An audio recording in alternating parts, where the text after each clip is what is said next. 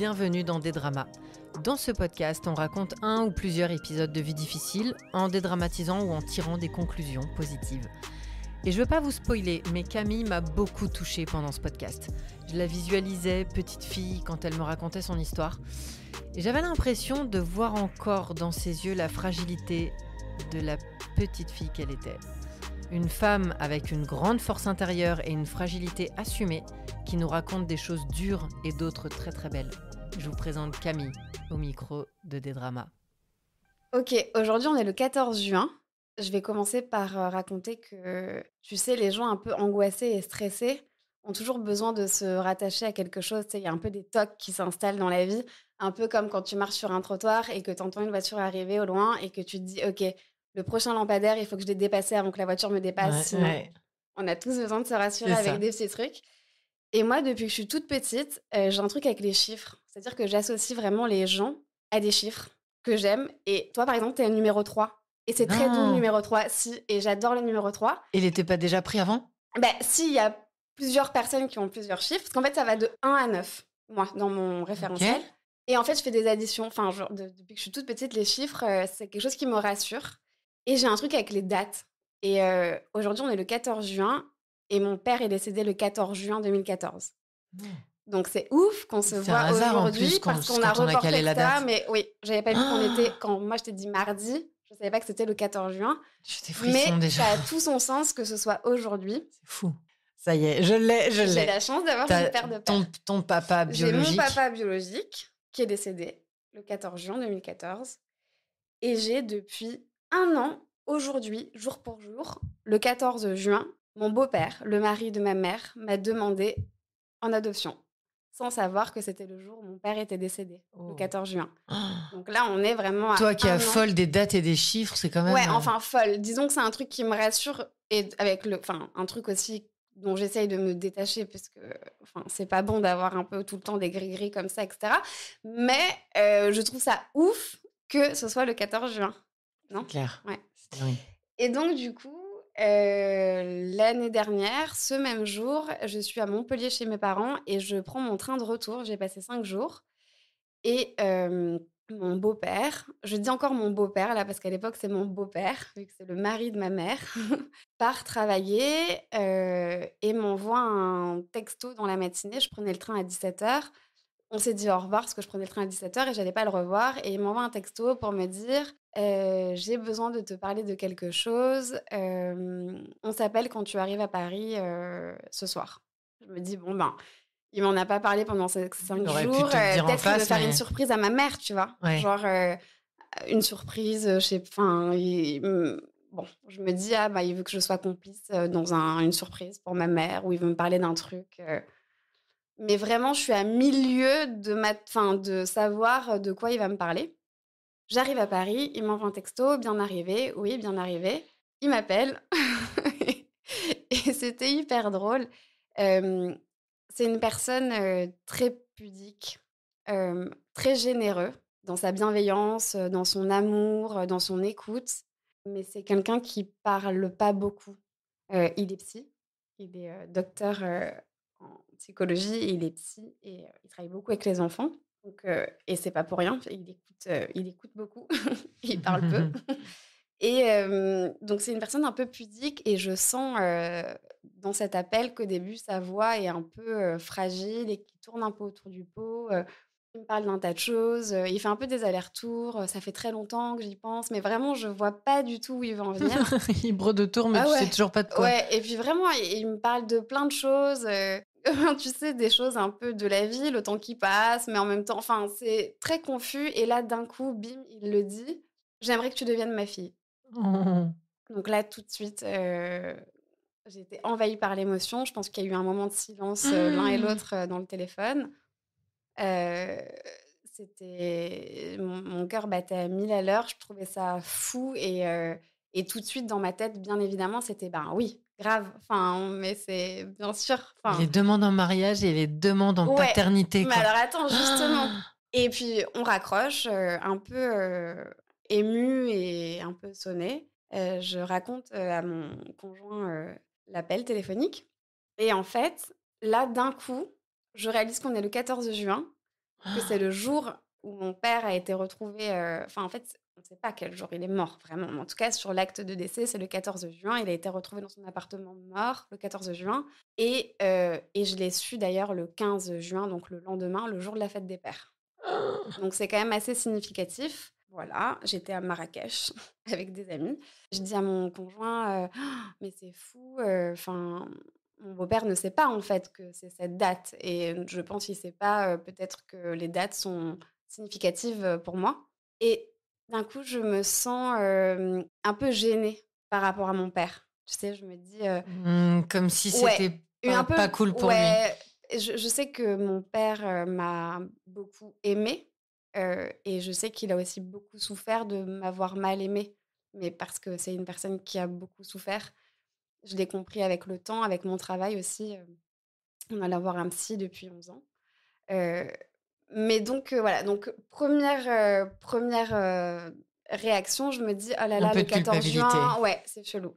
Je vais chez le psy, je lui raconte, l'événement et là, je me dis, enfin, je lui dis, enfin, je me dis, parce que quand tu vas chez le psy, tu te le dis à toi, hein, enfin, tu le dis à lui, mais tu te le dis à toi. C'est ça. C'est un faux lapsus que je viens de faire. Je me fais la réflexion de, en fait, mon histoire, m'a rendue forte. Le fait de pas avoir eu de papa, je vais te raconter du coup, comment, enfin, toute l'histoire depuis le début, mais je me dis vraiment enfin, que ça m'a rendue forte et que je me sens peut-être pas prête, de nier mon histoire. Mais au moment où je me dis ça, je me dis: «Bah non, mais il est pas question de nier mon histoire en fait. Enfin, mon histoire, elle est mon histoire et heu et mon père sera toujours mon père. Enfin, il m'a donné la vie donc et heu et je me dis que, ben, peut-être que le 14 juin, c'est peut-être un relais, quoi. Tu vois? Justement, Je les c'est imagine limite courir un tous les 2, signe, tu sais, ouais, avec c'est un ça. et je me dis: «Bah, c'est peut-être un signe cool» Ouais. et j'ai un peu des allers-retours de, l'adoption, mais tu te rends compte, à 31 ans, enfin à 30 ans, changer de nom, enfin, je devrais changer de nom, parce que je me marie. Enfin, je suis adulte maintenant et vraiment, j'avais un peu ce rapport de me dire, je suis une femme et si je dois porter un autre nom que le mien, bah, c'est celui de mon mari et du coup, je trouvais Tu ça pas chelou. obligé de changer de nom, mais là, c'était vraiment un Non, point mais c'est important dans le significatif. Ouais, d'accord. ouais, c'était important et puis et je me dis et puis l'adoption, quand on adopte, pour moi, c'est qu'on a besoin d'être, on a besoin d'être protégé, il y a une forme de vulnérabilité. Enfin, je voyais vraiment un petit chaton à adopter. Moi, j'étais là: «Mais non, je suis forte de mon histoire et c'est pas aujourd'hui à 30 ans qu'on va m'adopter». Enfin, je me suis faite toute J'ai pas seule et je besoin, je montre suis à plus tout le forte. monde que je me suis faite toute seule et genre toutes mes souffrances sont ma force et voilà. Et là, je me suis rendu compte que malgré toutes les choses qui nous rendent, fragiles et vulnérables et qui, à un moment donné, se révèlent comme une force, enfin, comme quelque chose qui t'a construite et que tu affirmes, c'est cool d'aller bien aussi. Et c'est cool de pas rester enfermé dans ses souffrances, de pas rester Mmh. enfermé dans ce qui nous a fait souffrir, ce qui nous a construit et de donner tout le temps de la légitimité au fait de ne pas aller bien parfois, de se donner des excuses sur les choses qu'on fait pas, qu'on veut pas faire, parce qu'on a vécu ceci ou cela et parce qu'il y a une zone de confort aussi dans là où on va mal, parce que c'est ce qu'on Ce qu'on connaît connaît. et c'est ce qu'on a envie de dégueuler aux gens quand on est en difficulté, parce que c'est aussi un peu notre survie, quoi et je me suis rendu compte que, ben, en fait, c'était cool, même à 30 ans d'avoir, un homme, qui m'aime comme son enfant et ça m'a fait travailler dans ce sens-là, dans le sens de c'est cool d'aller bien aussi, quoi et Ta mère, elle de le savait, qu'il allait non, te alors demander ça ça? fait Non? longtemps en fait, ça fait hyper longtemps qu'il lui en parle, mais le moment où il a pris son téléphone, où il m'a appelé et où vraiment il m'a dit: «Ta mère n'est absolument pas au courant que je suis en train de te dire ça». Non. Enfin, vraiment c'est je ne lui ai pas dit avant: «Ah bah ça y est, je vais demander à Camille si elle veut bien être ma fille», vraiment pas. Enfin, ça s'est fait, Ça, c'est dingue. ouais, c'est fou, quoi. C'est fou. Voilà et c'était pas gagné, enfin, c'était pas gagné, ce de que j'ai un père adoptif aussi merveilleux et que ma mère, soit aimée par un mari, aussi merveilleux. C'est vraiment, l'histoire qui finit bien, quoi.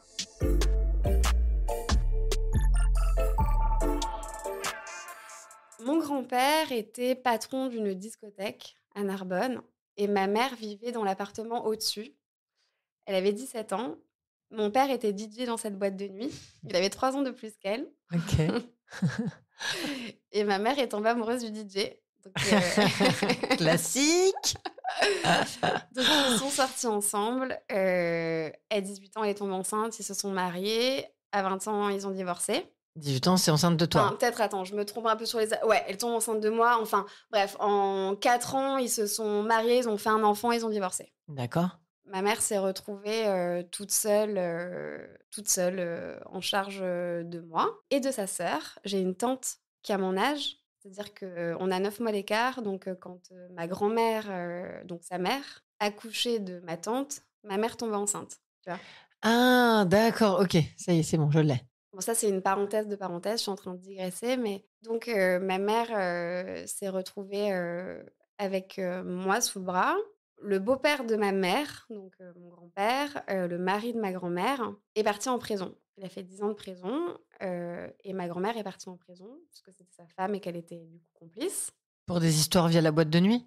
Non, histoire de drogue, trafic de drogue. En gros, ma mère, enfin ma grand-mère, a été mariée avec un homme avec qui elle a eu ma mère. Elle s'est séparée de cet homme.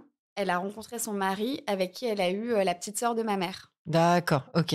Donc ma tante qui a mon âge. Donc c'est le mari de ma grand-mère que je considère comme mon grand-père, que j'appelle Papy Jojo et qui c'est Papy Jojo D'accord, d'ailleurs avec lequel j'ai encore j'ai du lien, et qui est vraiment mon grand-père, enfin plus d'ailleurs que le père de ma mère. OK. Bon, gros trafic de drogue, tout ça, enfin voilà. Donc ma mère se retrouve à s'occuper de sa petite sœur et de moi, donc très jeune.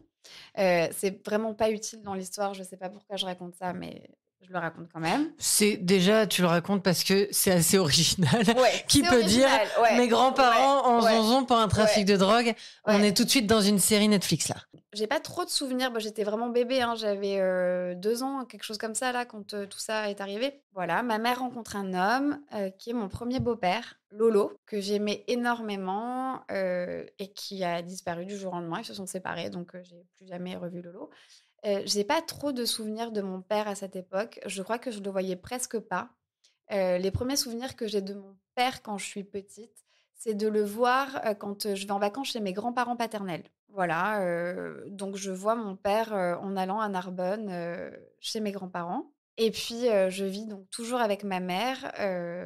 Ma mère rencontre, un autre homme, je dois avoir, 5 ou 6 ans et là, c'est le drame.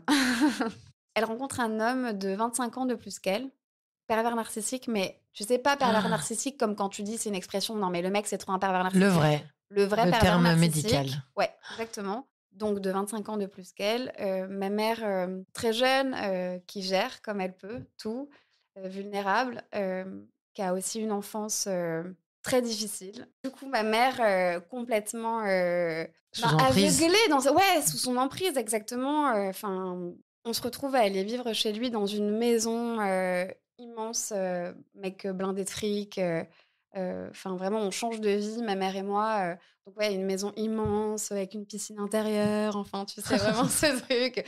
Il y avait genre 1000 pièces, des escaliers, enfin j'avais peur Faut en bien fait. qu'il y ait des bons côtés chez le père Mais narcissique, attends, non, sinon mais ça non, marche. mais j'avais peur de vivre dans cette Oh maison. là là, J'avais trop des grand, angoisses. Ouais, trop tout, exactement. Trop trop grand, trop froid. tout, trop froid. Et Je tu me devais retrouvais sentir là, ouais, et les puis ondes. c'était chelou. Enfin, quand j'étais petite, j'avais des troubles alimentaires. Je mangeais pas parce que je devais terminer mon assiette. Il y avait un peu ce truc, tu sais, d'éducation, Mmh mh. dans les années 90 où il fallait manger, voilà.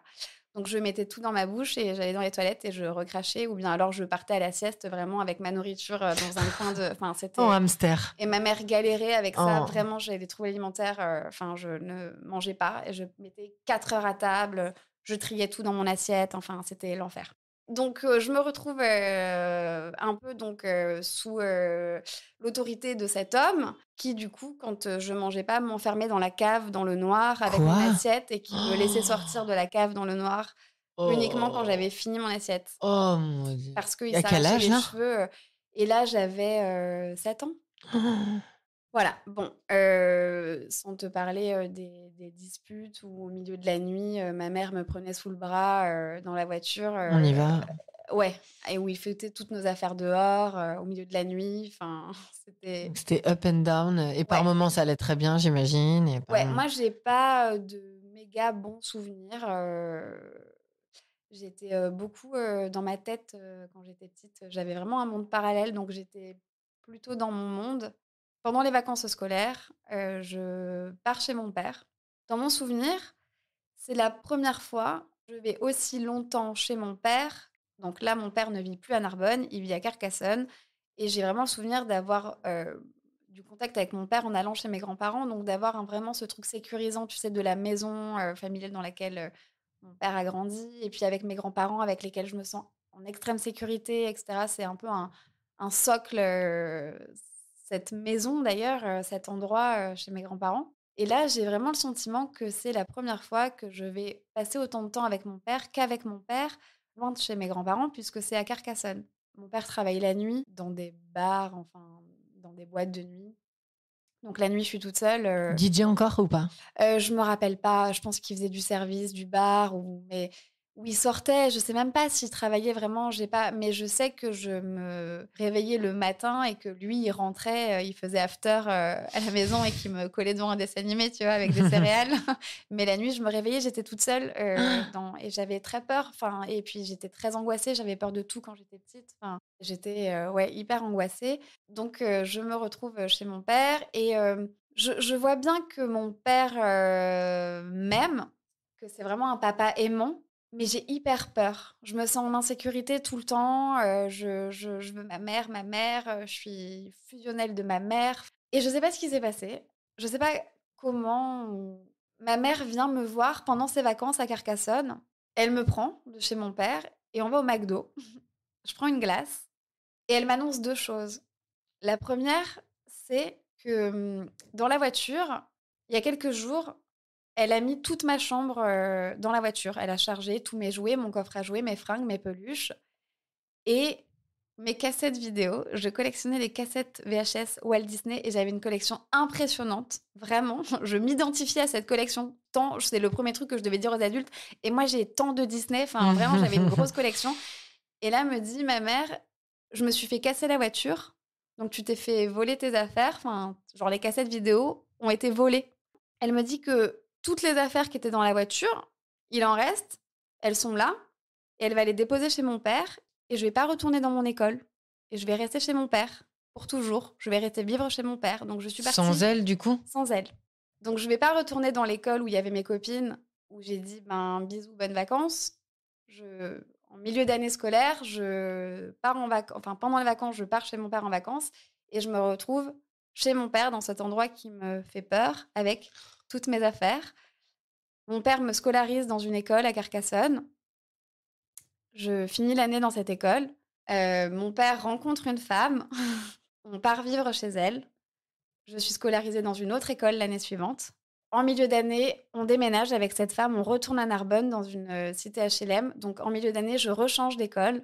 J'arrive dans une nouvelle école avec cette femme qui a un fils. Tu vois pas ta mère à ce moment-là? Je vois ma mère, peu, je vois ma mère, pendant les vacances scolaires, ma mère, part Elle est vivre à plus Paris. avec le gars?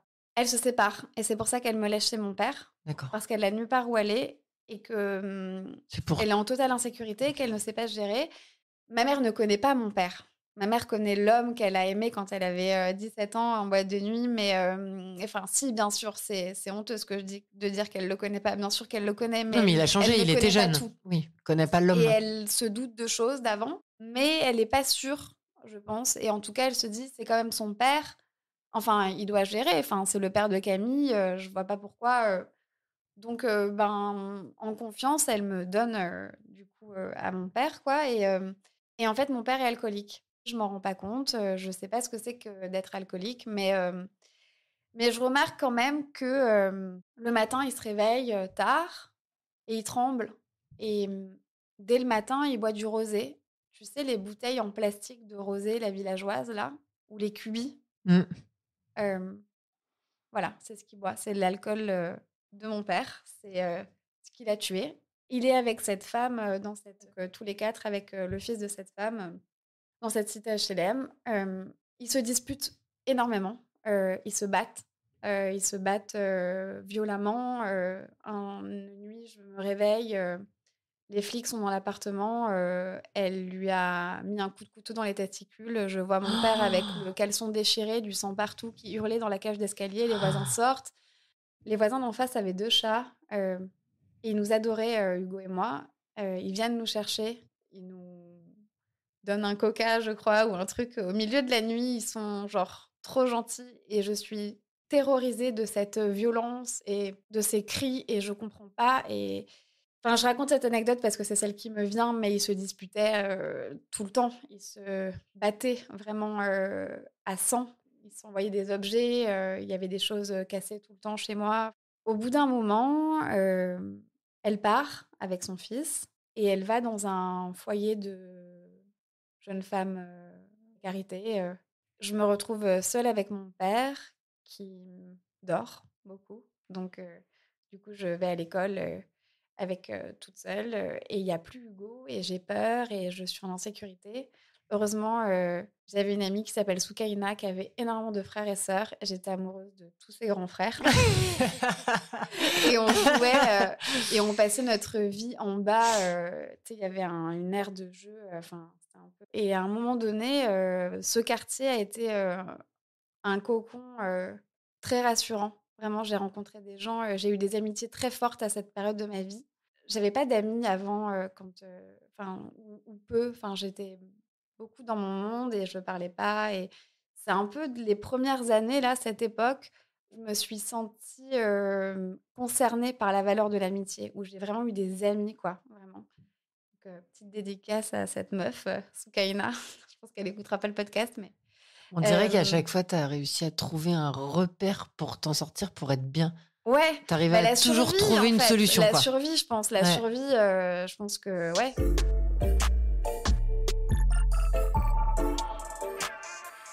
Je suis, donc, dans cette école et mon père, part en hôpital psychiatrique, pour un programme de cure de désintox. Mes grands-parents s'occupent de moi pendant, je crois, 2 mois. Je vais à l'école, toujours dans la même école, donc je suis contente de pas changer d'école parce qu'il y a mes copines, parce qu'il y a Soukaina, parce que je me sens quand même, en sécurité dans cette école et là, c'est trop bien. Je suis chez mes grands-parents. Pour te dire, le matin, je partais avec un pain au lait et une tablette de chocolat dans le pain au lait, plié dans un papier d'aluminium avec un petit brick de jus de fruits et une compote, tu vois? Enfin, genre, j'avais un goûter du matin et un goûter de l'après-midi et j'allais à l'école avec, vraiment, mes grands-parents qui s'occupaient vraiment de moi. Enfin, je me sentais bien. Enfin, j'avais l'impression que c'était ça, en fait, pour les autres enfants.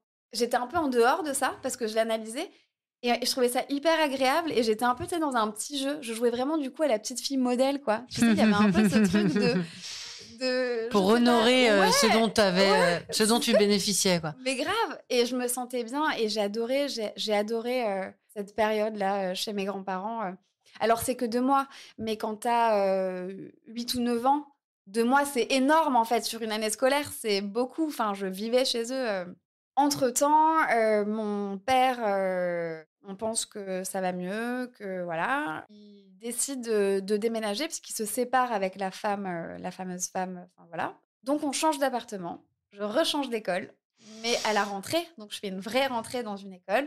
Donc là, c'est à main, nouvelle école, nouvelle cité, qui est soi-disant, plus calme, alors que moi j'aimais là où on était parce que j'avais mes copines, mais donc nouvelle école, je fais ma rentrée et très rapidement, j'ai des soucis de santé. Donc j'ai, de l'asthme, beaucoup d'asthme, mais qui prend une ampleur, malgré les traitements de fond et cetera. J'ai un aérosol là, tu sais, enfin, je vais souvent, faire, ça, des cures, tu sais, genre à l'hôpital là, enfin, tu restes longtemps avec le truc pour respirer, enfin OK. voilà. Toujours autant de violence, chez moi avec, la nana, avec, laquelle, mon père s'est remis, beaucoup de disputes et cetera et puis, bah, je suis malade. Je suis malade tout le temps, je peux pas manger. Dès que je mange quelque chose, je vomis, n'importe quoi. Je vomis, je vomis, je vomis. Donc, 1re hospitalisation, occlusion intestinale. Oh là. Bon, bah, voilà, donc, je reste, un petit temps, j'ai un traitement, tout ça, ça va mieux. Je retourne à l'école. Là où on habitait, pareil, il y avait une aire de jeu, tu sais, avec des toboggans un peu un complexe là, tu sais, où tu as les trucs pour Ouais, grimper, les trucs, ouais. voilà. Je fais la maline, parce qu'encore une fois, il y a des garçons un peu sympas et que je Mmh. veux faire genre, Regardez comme que j'escalade bien. regardez comme j'escalade bien. Je me rétame comme une merde, je me fracture la cheville. Oh là là. Donc gros plâtre, voilà, que je garde hyper longtemps. Je vois ma mère, le week-end. Ma mère est rentrée de Paris. Donc, elle est dans le sud de la France. Donc, elle fait les trajets, elle vient me chercher. Donc, je passe des week-ends avec elle. J'ai l'impression que c'est une période où je la vois plus en termes de week-end, plus souvent que les vacances scolaires en tout cas. Et une fois, je pense que ça a été un peu, la fois de trop. Mon père, en grande souffrance, ce jour-là, je rentre, d'un week-end avec ma mère et il est particulièrement énervé ce jour-là. Je monte, les escaliers, en faisant, avec mon sac, des comptes, des comptes, de marche en me disant que si le compte, va tomber bien, il va pas être énervé aujourd'hui et que ça va aller. Et ce jour-là, je, rentre, ma mère me dit au revoir. J'ai ma valise, mon gros sac et là, j'en avais quand même beaucoup vu de la violence, depuis toujours donc j'étais quand même, assez préparée. Mon père est particulièrement violent après moi, vraiment donc il me jette, mon sac, dessus, je tombe et je me réfugie dans ma chambre et il arrive, et vraiment tu sais, j'ai cette image de père très grand, très fin qui prend tout l'espace dans le couloir et qui ouvre en même temps toutes les portes, enfin c'est vraiment une image, et je me vois, moi, devenir de plus en plus petite et me mettre en boule dans ma chambre et là, il rentre et il est très, très, très, très, très en colère et très violent et je me pisse dessus. Et là, je me dis, à ce moment-là, qu'à 9 ans, se pisser dessus dans sa chambre, c'est pas normal. Là, je réalise qu'en fait, vraiment, il y a un problème, et que mon père me fait très, très peur et que je m'en veux d'avoir très, très peur parce que c'est mon père et parce que je l'aime. Bref, le temps passe, voilà. Je me refais hospitaliser. J'ai une occlusion intestinale. Je sors, finalement, je reste, j'ai l'appendicite. Et donc du coup, je suis à l'hôpital, occlusion intestinale, je reste, appendicite. En gros, j'avais vraiment beaucoup, beaucoup loupé l'école, mon année de CM1. J'ai été presque jamais en classe, enfin voilà. Mon grand-père, je pense, savait que ça se passait pas bien chez moi. Je pense se sentait un peu impuissant et a déclenché, des visites d'une assistante sociale. Donc, j'ai été suivie par une assistante sociale qui régulièrement venait, me voir, à la maison, me faisait parler, vérifier si j'avais fait mes devoirs. Enfin, c'était un peu entre l'assistante sociale et une assistante maternelle. Tu sais, enfin, des Une fois aide, ouais, ouais. c'était chelou, enfin bref. Les choses avancent, voilà. Je retourne à l'école après avoir beaucoup manqué l'école et là, je pars à l'école un matin, hem, voilà,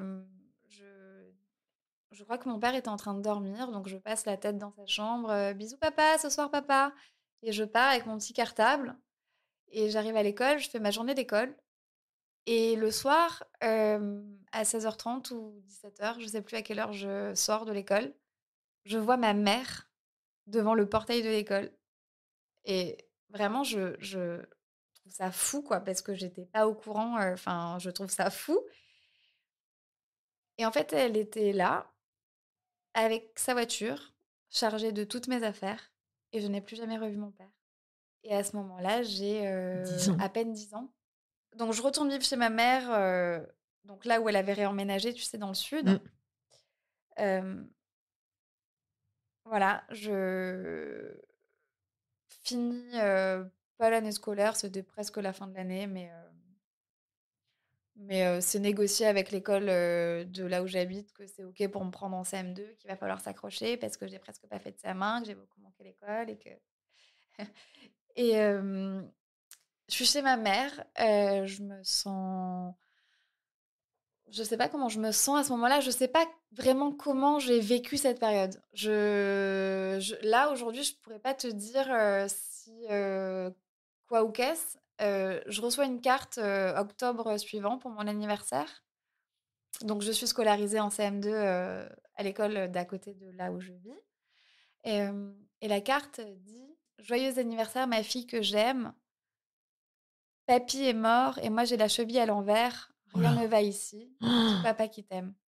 Donc j'ai appris, Mais le alors décès de mon grand-père, ton grand-père que tu adorais en qui est plus. décédé en septembre et donc je l'ai su dans ma carte d'anniversaire de octobre qu'en fait j'avais pas pu lui dire au revoir et que j'avais pas été, au courant. Et donc, j'ai su comme ça que mon grand-père, est décédé. Et tu te doutais pas que t'allais jamais revoir ton père, évidemment, là? Non, Pas du tout, ben, tu peux pas. non, après, j'avais très peur. J'étais en insécurité, je pense que ma mère a voulu me protéger. Hem, donc, voilà, on est restés un petit moment, toutes les 2. On est restés un petit moment toutes les 2. J'ai fait mon CM2 et à ce moment-là, je suis suivie par une psy qui, dit à ma mère que bah, ma mère à cette époque-là est commerciale, donc tu sais, elle est pas là du lundi au vendredi, elle est sur les routes, elle a un très gros secteur, que pour ma stabilité, il serait bien que je rentre en internat. Donc bah, je fais mon CM2 et dès la 6e, je rentre en internat. Entre-temps, ma mère se remet avec le pervers narcissique. Oh merde. Donc Et là, tu t'y attendais pas du tout. Tu pensais que c'était ben, terminé, cette histoire? ouais et puis ça représente tellement toute l'insécurité de tout. Enfin, c'est aussi pour ça que j'avais vécu tout ça et puis, ben, du coup, enfin, c'est tout est voilà. Je rentre en 6e en internat donc entre-temps, on va vivre, chez lui. Il fait construire une maison, immense, sur un golf. Je rentre en internat donc du coup, je me sens quand même en sécurité parce que je suis pas directement confrontée à elle. Enfin, je et tout de suite à l'internat, je crée un truc, pareil, un cocon, l'internat devient hyper important, ça a été vraiment une excellente idée, de cette, psy qui me suivait à l'époque que de soumettre, à ma mère, cette option, quoi. Parce que j'avais vraiment besoin de cadre et de repères et de stabilité et donc je suis en 6e et pendant les vacances scolaires, ce mec avec qui je suis pas très agréable, heu, je pense, crise d'adolescence, méga, méga, méga anticipée, enfin rébellion, rage en moi, enfin, j'en ai En même vécu des temps, trucs et j'en ai vu de la oui. violence. En même temps, tu t'étais Tu pas rebellé donc un brin, depuis la naissance, quoi. ouais, enfin là, ça a commencé, je pense, à faire beaucoup. Hem et ben, il a voulu bien faire, il nous dit: «Eh ben, on va recoller les morceaux, on va partir tous les 3 en Égypte parce que ça va on va faire un enfin, voilà, on va partir en voyage ensemble, on part en Égypte». Donc moi, hyper contente, je suis en 6e, je crâne. En plus, tu sais, c'est le programme de 6e. Donc je suis là, bah, je vais voir les pyramides, je vais voir le Sphinx, enfin, je suis trop contente, on part en Égypte. Et alors là, c'est là que c'est drôle. Heu, on part en Égypte, on arrive en Égypte et on devait faire, 1 semaine dans le Caire et genre une croisière, tu sais, d'1 semaine, sur le Mmh. Nil. Enfin, tu sais, c'est ces voyages, voilà. On arrive en Égypte, on fait une première journée, ça se passe bien et cetera. 2e journée, le matin, il y a une excursion, tout va bien. On rentre à l'hôtel, piscine, de ouf, à l'hôtel, voilà, je me fais des copains. Il y avait des touristes français, je me fais des copains, toujours, toujours me faire des copains. Ça, il y a pas de problème. Et en fait, on donc ma mère, comment dire? Elle est en maillot de bain paréo avec sa petite trousse, avec sa crème solaire et la carte, de l'hôtel, tu vois? Ouais. Enfin non, tu vois? Enfin, t en vacances, à l'hôtel, voilà. Tout se passe bien, on est à la piscine. Puis bon, au bout d'un moment, on remonte, dans la chambre. Sauf que, ben, tu sais, la clé de la chambre, en fait, ça ne fonctionne pas. En Ouais. fait, la chambre, ne s'ouvre pas, de l'hôtel, tu vois? Donc ma mère, elle comprend pas, enfin, c'est chelou, donc bah, elle va à la réception. «Bonjour, bah, je comprends pas, enfin, ça fonctionne pas, on peut pas accéder à la chambre, «Ah mais tout a été réglé, enfin le la Check réservation out est close». aujourd'hui «Ouais, et merci, au revoir. voilà, merci, au revoir». Le mec est parti avec tous nos papiers, nos affaires, l'argent. On s'est retrouvés en Égypte, dans cet hôtel, en maillot de Sans bain, rien. sans rien. Mais c'est quoi ce psychopathe? Il y avait eu une embrouille, Bah grave et juste avant j'imagine qu'ils étaient embrouillés, mais j'en sais rien moi, enfin dans ma mais qui truc d'enfant, je sais il pas s'est dit c'était quoi le il s'est dit qu'il allait se passer quoi, là? bah, il s'est dit qu'il allait se passer quoi? Ben je sais pas ce qu'il s'est Il dit. s'est barré et Il puis s'est voilà. barré, Puis point. il s'est barré. Donc en fait, on s'est retrouvés, donc du coup Sans argent mais sans donc. rien, sans rien Adeline. À poil au sens Mais propre, quoi. oui, exactement. Et donc du coup, on a passé des journées au consulat français. Heureusement, ils nous ont donné une chambre, du personnel, tu sais, les chambres, enfin donc voilà. On était logés quand même, et vraiment, c'est là que tu vois aussi, l'humanité et la solidarité Ouais. c'est dans les moments où tu es en détresse que tu sais qu'il y a quand même, il y a quand même de l'amour entre les gens et qu'on a aussi c'est pas un devoir, tu vois? Mais que quand ça va un peu dans notre vie, bah, de s'ouvrir, quoi. En tout cas, on a rencontré des gens super qui ont prêté de l'argent à ma mère quand même, tu vois? Pour prendre des taxis pour aller au consulat français. Moi, je m'étais, liée d'amitié, enfin, elle était adulte, mais la réceptionniste, enfin, qui parlait un peu français et qui était mais un amour et en fait, elle nous a écrit une carte postale quand on est rentré en France et je te l'ai prise pour la lire. Enfin, il y a rien de Oh! fou, tu vois? Mais Mais non. et donc ma mère a sympathisé donc du coup avec, un groupe de touristes français, avec qui on s'est donné, des nouvelles après, enfin on n'a pas gardé de lien, mais c'était très fort en fait de voir que les gens étaient là et grâce à ces gens, ils nous ont quand même pris moi c'était hyper important que tu sais c'est fou parce que tu sais, pas la notion quand tu es enfant, tu as la notion de ce qui est grave, mais c'était tellement important pour moi de voir les pyramides, tu vois? Enfin malgré le fait qu'en fait on c'est improbable ce qui est en train de nous arriver, non, mais il faut absolument que je voie les Je pyramides suis venue et pour en ça. fait, on est parti quand même avec les gens, qui nous ont prêté de l'argent, donc on a quand même pris le bus avec eux, on est allé visiter les pyramides, enfin, j'ai quand même fait bon, je suis restée très peu du coup, en tout et pour tout, on a dû rester 5 jours, tu vois, en Égypte, et on a vraiment clairement passé, sur ces 5 jours, 4 jours et demi, enfin 3 jours et demi au consulat français, tu vois, à attendre dans les Oh! couloirs et tout et on s'est fait, rapatrier en France, Il a arri jamais renvoyé et les alors papiers ou attends quoi? ah non! Il s'est pas Ah posé de non, non, questions? non, non, non, non, c'est C'est fou les pères narcissiques, ils veulent pas après des qu'on pense du démarches, mal des d'eux, donc allers-retours, c'est-à-dire tout le monde savait que c'était un connard du coup là ouais remarque il la reverra jamais, il s'en fout. ah bah, de toute façon, qu'est-ce que bah, de toute façon, il est et donc on arrive en France, je crois que je sais plus où est-ce que je vais, mais je ne suis jamais retournée dans la maison dans laquelle je vivais après ça. Donc c'est-à-dire on vivait dans une maison, on est parti vivre en Égypte. Toutes vos affaires à chaque fois ça repart de zéro là? Et ben, en fait, ma mère, est retournée, chez nous, quand on est rentré d'Égypte.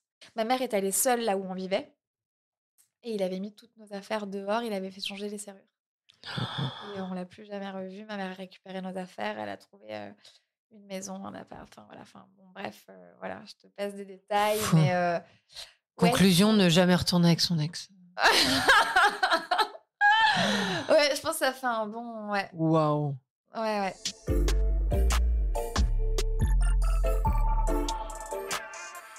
Bon, enfin donc Et t'en voilà. voulais pas quand le jour où t'as compris qu'elle était retournée avec, est-ce que tu te Bah, disais: oui. «J'en veux à ma mère»? Surtout quand t'es Je pense pré-ado que je quoi. l'exprimais pas parce Tu que, en l'exprimes. fait, Tu je savais sais déjà pas, le en fait, poids de tout j'étais ce qu'elle tellement avait. fusionnelle avec ma Mmh. mère. En fait, j'étais tellement en insécurité que ma mère, c'était ma sécurité, que du coup, en fait, c'est dans la déconstruction, dans l'analyse que du coup, tu te rends compte que oui, je pense que, j'en ai voulu à ma mère et puis parce qu'on a une relation à la fois fusionnelle mais conflictuelle et à la fois enfin, c'est tellement, enfin, tu vas me dire, C'est comme toutes les complexe. relations Oui. mère-fille, mais dans les grandes lignes, en gros, je te l'ai fait dans les grandes lignes. Bon, après, il y a eu encore, un tas de choses et puis, entre-temps, je suis partie vivre aux Antilles, à Saint-Martin et puis donc du coup, j'ai loupé une demi-année scolaire de mon internat, mais je le vivais super mal. Donc du coup, bah, je suis ren ma mère est restée là-bas, mais moi, je suis rentrée en France pour Là, tu es retourner dans mon partie internat. avec elle, Ouais, vivre avec elle là-bas et et après tu un es autre revenue? homme, un beau-père. OK. Un autre, donc voilà et puis, l'internat, tout ça et puis, bah, j'étais très ancrée dans cette sécurité-là. J'ai rencontré, mon premier amour qui s'appelait Camille comme moi, enfin qui s'appelle toujours, Non! ouais, si, si et je me suis créée une famille, en fait, avec sa famille. Sa famille était ma famille, donc on était dans le même internat. Donc les week-ends, j'allais très régulièrement, voire presque tous les week-ends chez lui, dans sa famille et j'étais, leur enfant, enfin, c'était vraiment ma famille. Ça a été un endroit, un moment donné dans ma vie très important. Cette relation était très importante, c'est ce qui m'a permis aussi de me poser sur tout ce que j'avais vécu pour pas trop partir en couille à ce moment-là. Enfin, c'est un moment charnière, je pense, et cette relation a été très importante. Hem, voilà et puis, bah, la vie a fait que, bah, on s'est séparés et puis après, je suis venue vivre à Paris, très rapidement à 19 ans. pour faire mon école de théâtre, tout ça. Mais, et j'avais, ouais, je devais avoir 15 ans quand j'ai rencontré mon premier mec. Lui, là, enfin, Camille, quoi. Du coup. Camille et Camille. Ouais, Camille et Camille. Mais c'est fou parce qu'en entendant toute cette histoire, je trouve que tu as des vraies allures c'est un gros compliment. Tu as des vraies allures de, je sais pas comment dire, de chat. Ah bon? Dans ton allure, t'es danseuse, t'es souple, t'as des Je suis pas beaux, danseuse, t'as hein. des beaux grands yeux. Mais Ah, t'es comédienne, danseuse, ouais, chanteuse. Enfin voilà. tu On- veux que je chante? Non Je mais on chante pas, je te entend- jure, non, mais Edwina. Tu m'écoutes chanter, tu meurs. moi je t'attribue tout le panel de l'artiste quoi. Mais tu Non, joues dans des comédies le musicales, yoga, du coup ouais, et ouais, quand du coup. quand on a en flashback tes DVD de Disney, ta collection, le fait que tu joues depuis 8 ans dans Peter Pan, Bobino, Ouais, et ouais. je te vois moi en chat, et après tout ce que j'écoute, je vois encore ce chat qui retombe toujours sur ses pattes quoi. Hmm. Toujours quoi qu'il arrive, tu fais une pirouette, on peut te jeter du balcon, je sais pas où, tu ne t'en sortiras pas, et toi t'es là. Oui, mais alors quand même là-bas, l'herbe elle a l'air pas mal, je vais aller me poser. Et du coup c'est incroyable et ça illustre tellement le propos que je veux, dont je veux parler, qui est ça, qui est à quel point tu dégages un truc très, très, très positif. Il y a des gens qui auraient pu vivre des trucs similaires aux tiens et ils portent sur eux c'est pas de leur faute, c'est parce qu'ils n'ont pas réussi. Peut-être ils n'avaient pas les armes, peut-être ils n'avaient pas la volonté pour réussir à.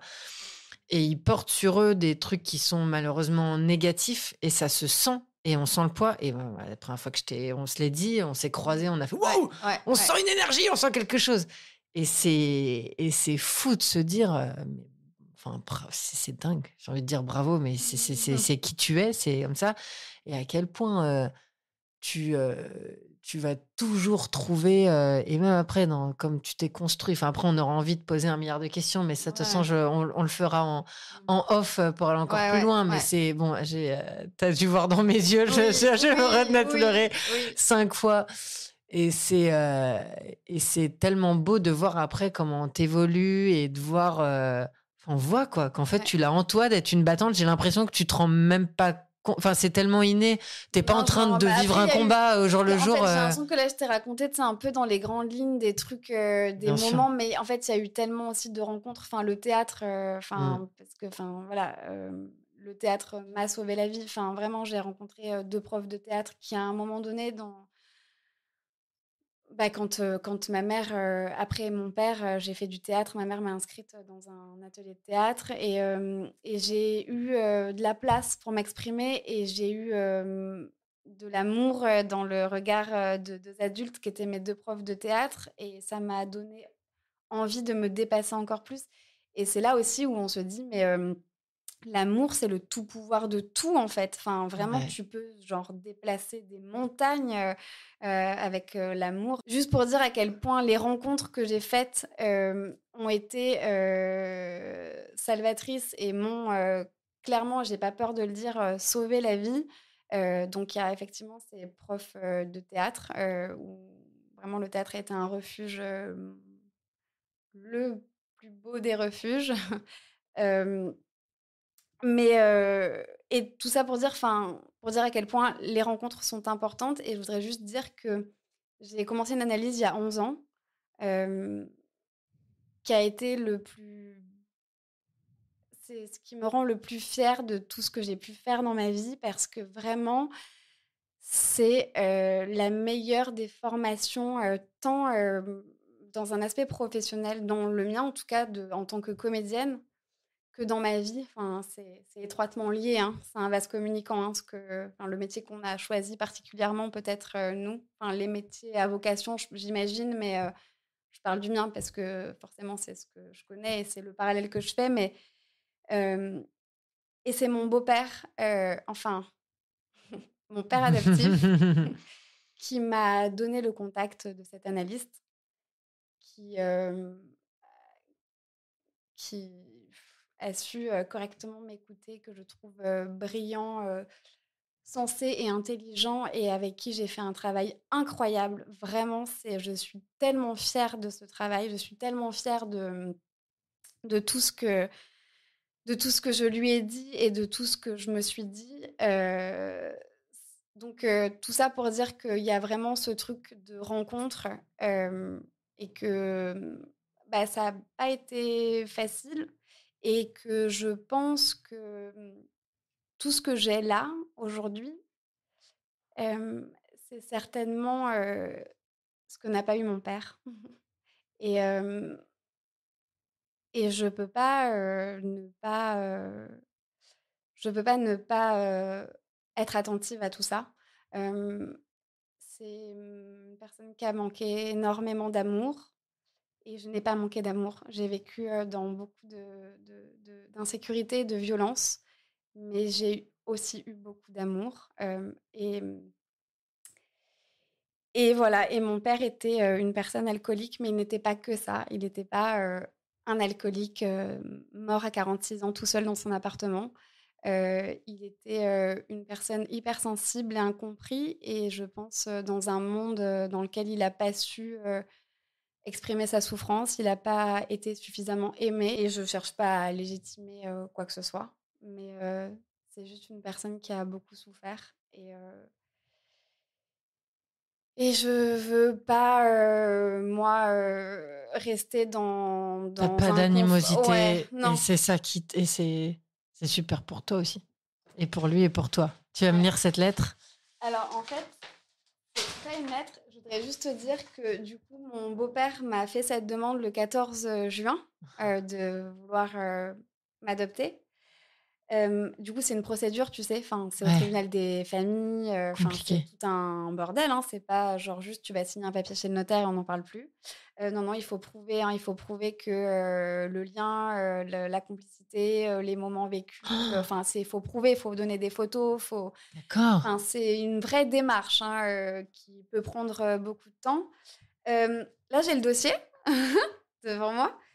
En fait, il y a 3 dates significatives dans ce dossier. Il y a, la notification, du jugement, en matière, d'appel, pour la demande, qui a été rendue le 16 décembre 2021. Le 16 décembre, c'est la date de mariage de mes parents.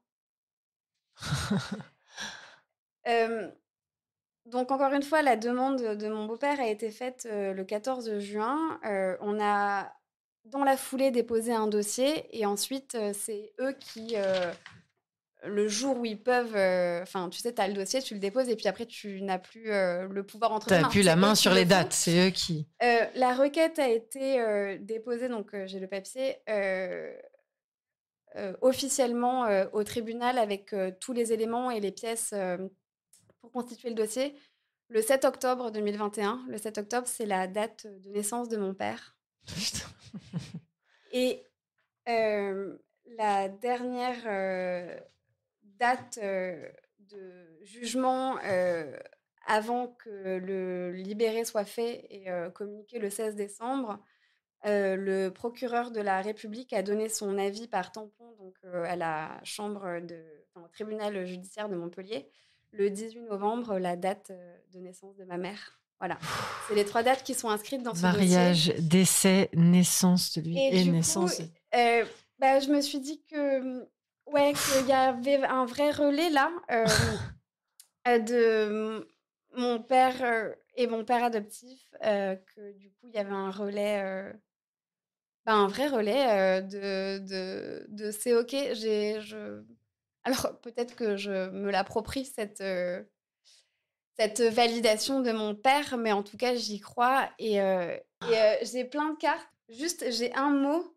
C'est un mot qui date du 7 novembre 2008. Donc, le 7 novembre 2008, je viens d'avoir, 18. Ma chérie, mon amour, pour être honnête, même s'il m'arrive, d'être nostalgique en repensant à la petite fille que tu as été, ce jour, je suis contente de te savoir autonome.